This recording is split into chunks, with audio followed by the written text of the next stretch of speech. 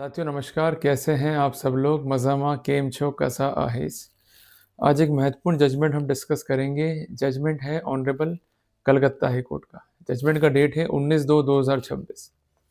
देखो, जजमेंट रोज़ ही आते हैं, कभी अक्यूज़ के पक्ष में, कभी खिलाफ अक्यूज़्ड के। बेसिकली जजमेंट का रेशियो क्या है? उसमें क्या महत्वपूर्ण प्रिंसिपल जो है लेट डाउन हुआ है, इस पर जो है हमें ध्यान देना चाहिए। देखो, इस फैसले को जब मैंने पढ़ा तो एक प्रॉब्लम जो आती है आम इंसान को, उसको मैंने देखा, ऑब्ज़र्व किया।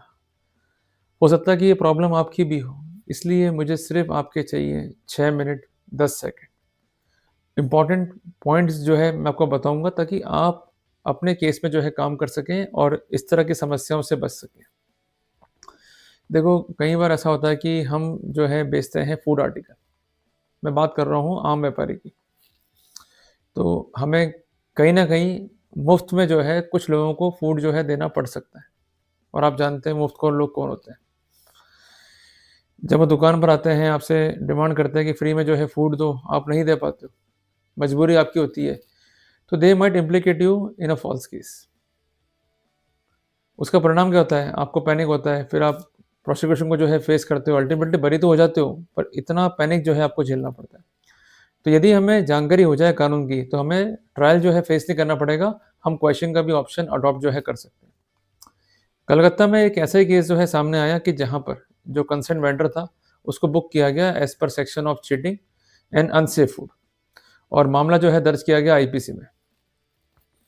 इस प्रोसीडिंग को जो है चैलेंज किया कंसर्न्ड अक्यूज़ ने। उसका कहना ये था कि मैं लंबे टाइम से जो है काम कर रहा हूँ फूड का और मेरी एक जो है कंपनी है and apart from that I am having the licence. तो मेरे पार्ट पे से कोई भी इलीगलिटी नहीं है जिसके आधार पर ये कहा जा सके कि मैंने कोई अपराध किया। उसका कहना ये था कि जो पुलिस है, वो कंसर्न फूड सेफ्टी ऑफिसर हो ही नहीं सकती।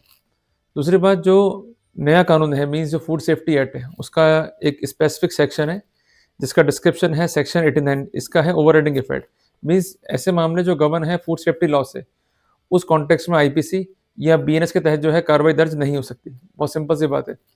तीसरी बात, एक महत्वपूर्ण जजमेंट है ऑनरेबल सुप्रीम कोर्ट का जिसका नाम है रामनाथ बनाम स्टेट ऑफ यूपी, जिसमें यही प्रिंसिपल जो है स्पेसिफिक किया गया। इसके अलावा अगर दाखिल करना है prosecution as per the provisions of food safety law, तो जो प्रोविजंस हैं धारा 38, 41, 42, 47 की जो है अनुपालना सुनिश्चित करनी होगी। और इसके अलावा इंपॉर्टेंट सेक्शन है section 77 of the food safety law, जो ये कहता है कि कॉज ऑफ एक्शन से with in 1 year sanction order जो है जारी होना चाहिए। अगर ऐसा नहीं हुआ है तो प्रोसीडिंग्स अपने आप में ही इलीगल होंगी। और इसके अलावा एक सेक्शन है जिसका स्पेसिफिकेशन है section 46 sub clause 4 of the food safety act, जिसमें कहा गया है कि अगर कंसर्न व्यक्ति विशेष को आपत्ति है विद द कंसर्न रिपोर्ट, मैं बात कर रहा हूँ with the report of analyst, तो वो अपील जो है दाखिल कर सकता है बिफोर द कंसर्न ऑफिशियल्स। अगर ये प्रिविलेज नहीं मिले कंसर्न अक्यूज को, तो ऐसे सिनेरियो में प्रोसीडिंग्स क्या हो जाएंगी? विशिएट।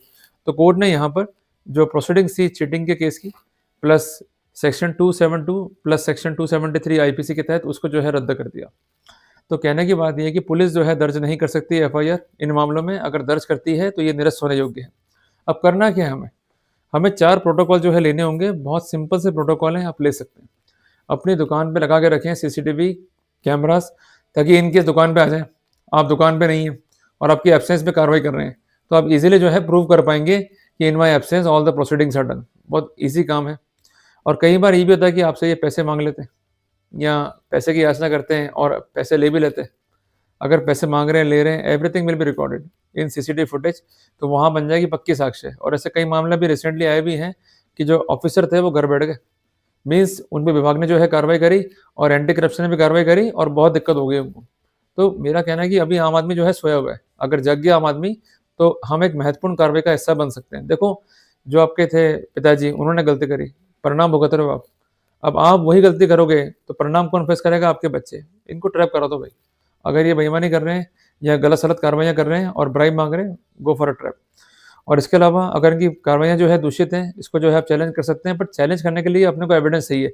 तो जो आपका सीसीटीवी कैमरा है ना, it will be a evidence provider. तो हमें एविडेंस मिल जाएगी तो हमें जो है बहुत ईज़ी रहेगा। तीसरी बात, जब भी ये कार्रवाई करें, किसी पन्ने पे साइन नहीं करने आपको, बगैर पढ़े, और आप मौके पे जो है कॉल कर सकते हैं वकील साहब को और लीगल राय भी जो है ले सकते हैं, ये आपका अधिकार है। और चौथी बात, पुलिस अगर मौके पे आ रही है, जबरन कार्रवाइयाँ कर रही है, आप कह सकते हैं उन्हें कि आप कार्रवाइयाँ ना करें, तब भी वो कार्रवाइयाँ करते हैं। सब कुछ जो है कैद हो रहा है, तो इनके लिए जो है ट्रबल हो जाएगी। तो कुल मिला के कॉन्सेप्ट जो है क्लियर हुआ ना आपको कि करना क्या होता है इस तरह के मामलों में, और अगर पुलिस कार्रवाई कर रही है या गलत कार्रवाइयाँ हो रही है तो हमें किस प्रकार जो है डिफेंड करना है अपने आप को।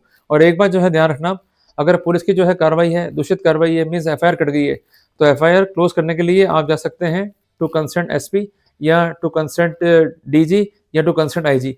अगर तब भी ये एफआईआर क्लोज नहीं हो रही है डिस्पाइट ऑफ योर सबमिशंस, तो आप जा सकते हैं ऑनरेबल हाई कोर्ट में। तब वहाँ इनको जवाब देना पड़ता है कि कंसर्न जो अथॉरिटी है उनको हमने सबमिशंस दिया, पर इसके बावजूद भी वो कंसिडर नहीं कर रही हैं। इवन हमने लॉ भी जो है साइड कर दी है, इस तक को जो है कंसिडर नहीं कर रहे हैं। और जब भी लॉ कंसिडर नहीं करते हैं अथॉरिटी, तो हाई कोर्ट और सुप्रीम कोर्ट इस बात को लेती है बहुत गंभीरता से कि जब लॉ सेटल्ड है और हमने लॉ जो है तय कर दिए, तो तकलीफ क्या आ रही है फॉलो करने में आपको। तो ये बेसिक प्रोटोकॉल्स हैं जिसको आप फॉलो कर लेंगे, दिक्कतें नहीं आएंगी और डेफिनेटली अपने को फायदा जो है मिल सकता है। हर एक फैक्ट का जो है महत्व है। अब ये डिपेंड करता है आपके ऊपर कि आप पैरवी कैसे करते हो। अगर पैरवी होगी मजबूत, तो वहाँ फायदा भी अपने को मिल जाएगा। क्लियर हो गया अपने को? तो जल्दी मिलेंगे अपन एक नए अध्याय के साथ में।